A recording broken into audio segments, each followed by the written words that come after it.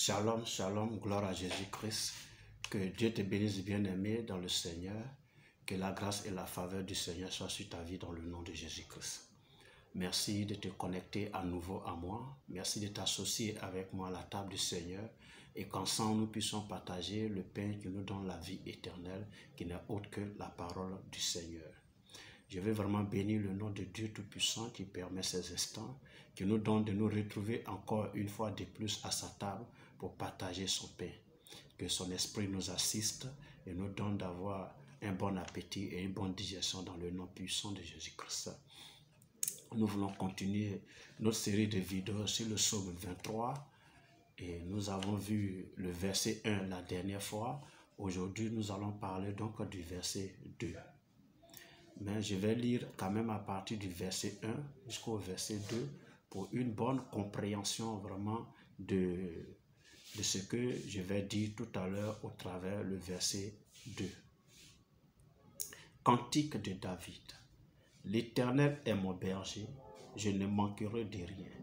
Et le verset 2 dit, il me fait reposer dans de verts pâturages, il me dirige près des eaux paisibles. Alléluia. Il me fait reposer dans de verts pâturages, il me dirige près des eaux paisibles. Gloire à Jésus-Christ. Il faut dire que dans le premier verset, le psalmiste a dit, il s'est approprié l'Éternel comme étant son berger à lui-même. Et je disais tantôt dans la dernière vidéo que fais de Jésus ton berger et tu ne manqueras de rien. Alléluia. Faire de Jésus son berger implique une manière de vivre, une manière de faire, une manière d'être. Je prie donc que le Seigneur te donne de le voir comme ton berger et de vivre la vie qu'il agrée afin que tu puisses bénéficier de toutes ces grâces et que rien ne te manque dans ta vie au nom de Jésus-Christ. Mais il dit, je ne manquerai de rien. Dans je ne manquerai de rien, il y a quoi dedans concrètement? La première chose qui se trouve dedans, c'est que l'Éternel te fait reposer dans de verts pâturages. Alléluia. L'Éternel te fait reposer dans de verts pâturages. Voyez-vous, pour le mouton, pour la brebis, parlant de verts pâturages, c'est un lieu de délice. Là où il y a de l'abondance, là où il a de quoi à manger. Alléluia. Vert pâturage veut dire que l'herbe qui se trouve dans ce pâturage-là, cette herbe-là, elle est verte. Donc, elle est délicieuse au palais du mouton qui mange à satiété. Alléluia. Donc, l'Éternel te fait reposer dans de verts pâturages.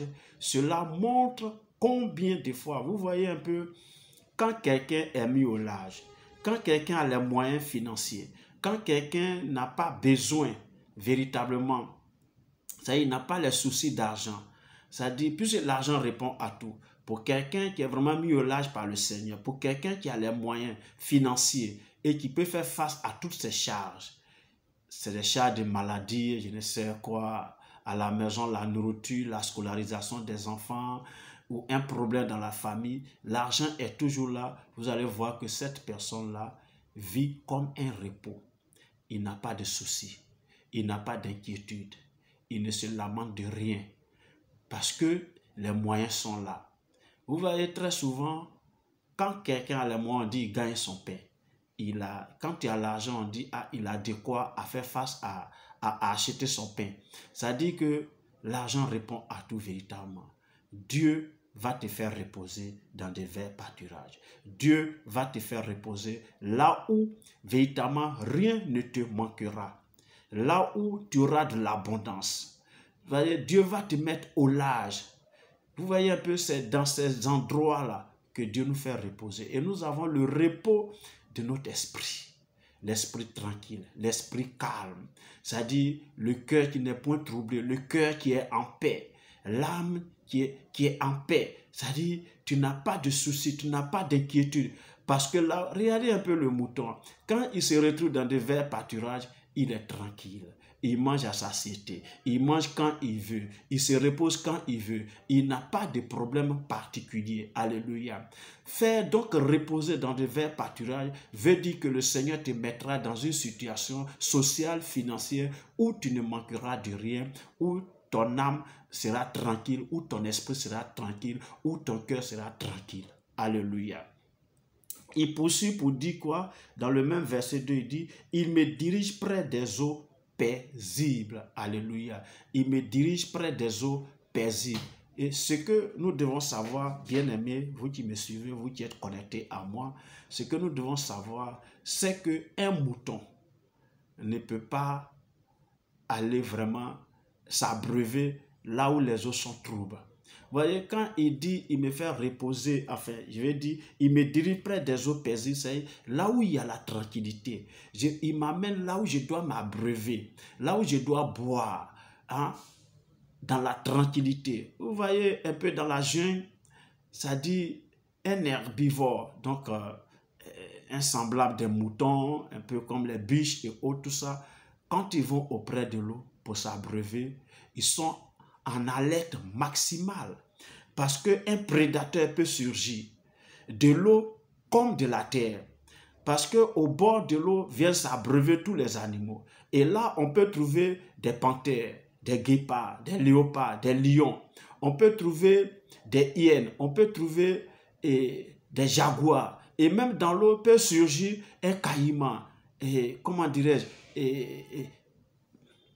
un crocodile qui peut jaillir sur toi. Donc, quand ça dit l'animal va s'abreuver auprès de ces genres d'eau-là, alors c'est pas tranquille. Il est en alerte maximale. Il doit être vigilant parce qu'un prédateur peut surgir et le dévorer. Alléluia. Mais là, quand tu fais de l'Éternel ton berger, là où il te conduit pour t'abreuver là, c'est un lieu tranquille. Tu ne crains rien. N'est-ce pas? Tu ne crains pas le danger parce que le Seigneur est avec toi. Nous allons lire dans le livre d'Ézéchiel. Ézéchiel, on va chercher le chapitre 34. Ézéchiel chapitre 34. Et on va lire le verset 14 et le verset 15 qui dit ceci. Je les ferai paître dans un bon pâturage, et leur demeure sera sur les montagnes élevées d'Israël. Là, elles reposeront dans un agréable asile, et elles auront de gras pâturages sur les montagnes d'Israël. C'est moi qui ferai paître mes brebis, c'est moi qui les ferai reposer, dit l'Éternel des armées. Alléluia. Voici la promesse de Dieu pour tous ceux qui le considèrent comme son berger. Oui, ça dit, il va nous faire paître lui-même, n'est-ce pas? Oui, dans de bons pâturages. Il va nous faire paître dans des demeures qui seront sur les montagnes, élevées. Alléluia.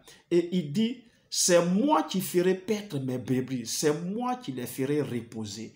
C'est l'Éternel qui va te faire paître, c'est lui qui va te conduire, qui va donc te faire reposer dans ces verts pâturages-là. C'est lui qui va encore t'amener auprès des eaux paisibles pour que tu sois dans la tranquillité et que ton cœur ne se trouve point.